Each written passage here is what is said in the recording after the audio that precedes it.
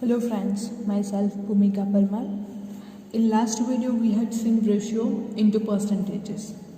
From today's video we are going to see increase or decrease as percentage. तो जो increment होता है and decrease होता है, तो वो जो होता है वो परसेंटेज में कितने परसेंट होता है वो हम लोगों को फाइंड आउट करना है. There are times when we need to know the increase or decrease in certain quantity as percentages. For example, if the population of a state increased from 5,50,000 to 6,05,000, तो अगर एक एग्जाम्पल हम लोगों को दिया गया है कि अगर जो पॉपुलेशन है उसमें इंक्रीज होता है तो वो इंक्रीज कितना हुआ है, पहले 5,50,000 था, उसमें से इंक्रीज होके कितना हो गया 6,05,000. Then the increase in population can be understood better if we say the population increased by 10%. तो ये जो डेटा है वो थोड़ा सा हम लोगों को कॉम्प्लिकेटेड हो जाता है कि मतलब अंडरस्टैंड करने में थोड़ी सी दिक्कत हो जाती है. लेकिन अगर हम लोग इसको परसेंटेज में लिख दें, जैसे कि पॉपुलेशन जो है वो 10% इंक्रीज हुआ है, तो उससे हम लोग इजीली जो है वो पता लगा सकते हैं कि हाँ भाई चलो ठीक है 10% लोगों की बढ़ोतरी हुई है, तो वो बोलने में भी आसानी हो जाती है. How do we convert the increase or decrease in a quantity as a percentage of the initial amount. तो हम लोग जो हैं परसेंटेज को किस तरह से इंक्रीज या डिक्रीज में कन्वर्ट करेंगे, या फिर उसकी जो परसेंटेज में जो अमाउंट है उसको हम लोग किस तरह से कन्वर्ट करेंगे इंक्रीमेंट में या फिर इंक्रीमेंट एंड डिक्रीमेंट का, तो वो परसेंटेज में कन्वर्जन हम लोग देखते हैं. स्टार्ट करते हैं एक एग्जांपल से. अ school team won 6 games this year against 4 games won last year. तो इस साल जो है एक स्कूल टीम ने 6 गेम्स जीती हैं. लास्ट ईयर उन्होंने जीती थी 4 games. What is the percent increase. तो परसेंटेज जो है वो कितना इंक्रीज हुआ होगा. तो अगेन हम लोग कंपैरिजन करते हैं. The increase in the number of wins. Total पहला हम लोग नंबर ढूंढ लेंगे एंड नंबर ढूंढ लेने के बाद हम लोग उसको परसेंटेज में कन्वर्ट करेंगे. तो लास्ट ईयर जो था वो 4 विन हुई थी, 4 गेम्स विनर थी, जबकि इस साल जो है वो 6 गेम्स वन हुई हैं. 6 गेम में उसको जीत हासिल हुई हैं. So 6 - 4 it will be 2. Now percentage increase is equals to amount of change upon original amount और बेस मल्टीप्लाई विथ 100. ये जो है फॉर्मूला आप लोग याद रखिए, इसका ही यूज़ करके हम लोग सारे जो परसेंटेज में कन्वर्ट करने वाले हैं वो इसी का यूज़ करके क्वांटिटी को हम लोग परसेंटेज में कन्वर्ट करेंगे. सो परसेंटेज इंक्रीज है तो वो कितना है, amount of change upon original amount of और बेस. यहाँ पे है अमाउंट ऑफ चेंज कितना हुआ है 2. 6 पहले 4 थे, अब 6 हुए हैं, तो 2 जो है वो चेंज हुए हैं. ओरिजिनल अमाउंट और बेस. ओरिजिनल अमाउंट यानी कि जो लास्ट ईयर था तो उसको हम लोग ओरिजिनल अमाउंट लेंगे. तो 4 जो है वो लास्ट ईयर का था या बेस था, मल्टीप्लाई विथ 100. यहाँ पे आप लोग देखिए increase in the number of wins divided by original number of wins multiply with 100. It will give you 2/4 into 100 is equals to 50. So कितने परसेंटेज जो है वो बढ़ोतरी हुई है 50%. नेक्स्ट है example number 17. The number of illiterate persons, जिसको अक्षर का ज्ञान नहीं है, जो खुद से लिख नहीं सकते. So number of illiterate person in a country decreased from 150 lakhs to 100 lakhs in 10 years. What is the percentage of decrease. तो यहाँ पे अगेन हम लोगों को डिक्रीज के परसेंटेज फाइंड करने हैं, तो उसके लिए भी सेम फॉर्मूला जो है हम लोग यूज़ करेंगे। तो पहले तो हम लोग नंबर ढूंढ लेते हैं कि कितने जो पर्सन्स है वो डिक्रीज हुए हैं। तो 150 लैक्स थे, उसमें से 100 लैक्स जो हैं वो हुए हैं। Original amount is equals to the number of illiterate persons initially. Starting में जो इलिटरेट पर्सन थे वो कितने थे? 150 लैक्स।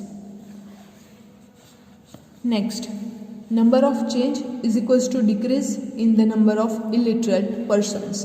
तो इलिटरेट पर्सन्स में कितना चेंज हुआ है? सो 150 माइनस 100, तो टोटल कितने पर्सन्स हैं? 50 lakh persons. Therefore the percentage of decrease, तो डिक्रीज के परसेंटेज जो है वो हम लोग किस तरह से फाइंड करेंगे? So amount of change upon original amount. जो अमाउंट में चेंज हुआ है उसको हम लोग डिवाइड करेंगे ओरिजिनल अमाउंट से, multiply by 100। So 50 divided by 150 into 100। सो हम लोगों को मिलता है 33 एंड 1/3। सो 33 एंड 1/4 परसेंटेज जो है वो डिक्रीज हुआ है। यहाँ पे 1/3 आएगा, 33 एंड 1/3 परसेंटेज। नेक्स्ट जो टॉपिक है, price related to an item और बाइंग एंड सेल। किसी भी चीज़ को हम लोग जो है क्या तो फिर बाय करते हैं या तो फिर सेल करते हैं, तो उनके related price related to an item और बाइंग एंड सेलिंग। अगेन जो है हम लोगों के पास एक एग्जांपल है, ये जो है वो शॉपकीपर है। Now I bought it for 600 and will sell it for ₹610। तो ये शॉपकीपर जो है वो कोई एक चीज़ 600 रुपीज़ में खरीदता है एंड 610 रुपीज़ में उसको बेचता है। अब ये हम लोगों ने देख लिया, अब आगे कुछ डेफिनेशंस देखेंगे एंड उसके बाद हम लोग जो है वो प्रॉफिट एंड लॉस की ओर जाने वाले हैं। The buying price of any item is known as its cost price. It is written in short as CP। Cost price यानी कि हम लोगों ने कोई भी चीज़ जो है वो जितने रुपए में खरीदी है वो पैसे जो है वो अमाउंट जो है उसको हम लोग बोलते हैं कॉस्ट प्राइस। आप लोग दुकान में जाते हैं, एक पेन लेते हैं, आपको 3 रुपीज़ देने पड़ते हैं पेन के, तो आपके लिए वो पेन के कॉस्ट प्राइस हैं 3 रुपीज़। जो शॉपकीपर है वो कंपनी से लाता है या फिर दूसरे डीलर्स से लाता है, तो उसको 2.50 रुपीज़ में वो पेन मिलती है, तो उसके लिए वही पेन की वैल्यू है या वही पेन की कॉस्ट वैल्यू जो है वो होगी 2.50 रुपीज़। ये हो गई कॉस्ट प्राइस। अब आगे देखते हैं selling price. The price at which you sell is known as the selling price और इन शॉर्ट SP। तो सेलिंग प्राइस या SP, जितने रुपए में आप वो चीज़ बेचते हैं। सपोज आपने 3 रुपए में वो पेन खरीदी थी, आपके दोस्त को वो पेन चाहिए, तो आप बोलते हैं मैं आपको 4 रुपए में वो पेन दूंगी। तो 4 रुपए जो हैं आपके लिए सेलिंग प्राइस हो गई।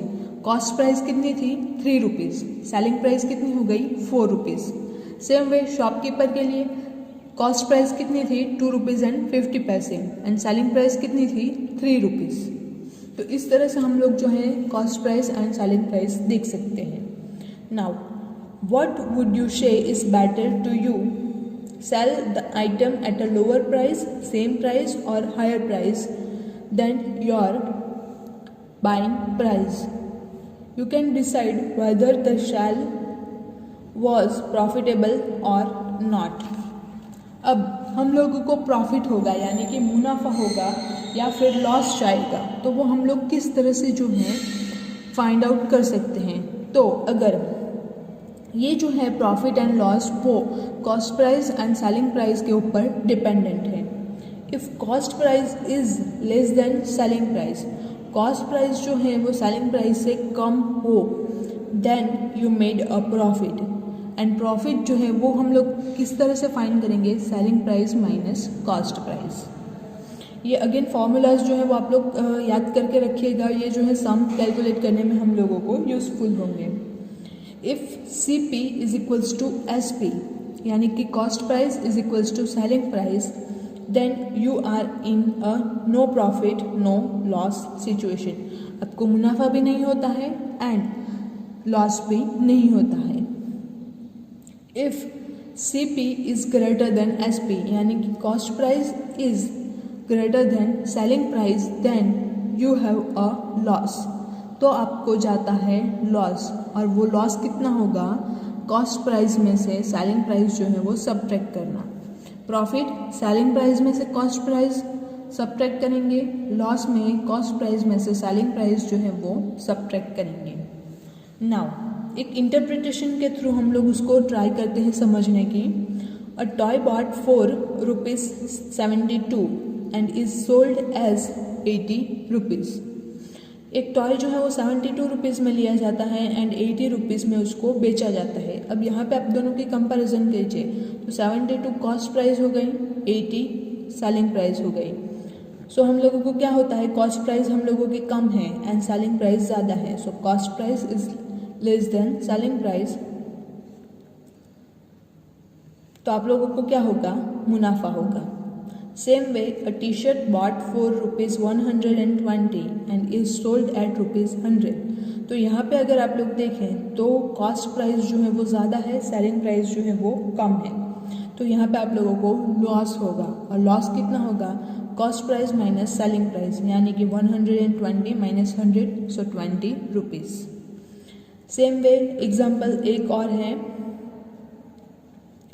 A cycle bought for ₹800 and is sold for 940। तो यहाँ पे भी कॉस्ट प्राइस कम है, सेलिंग प्राइस ज़्यादा है। सो मुनाफा होगा, मुनाफा कितना होगा, 940 माइनस 800। सो हम लोगों को इस तरह से जो है टोटल 60 रुपीज़ का प्रॉफिट होगा।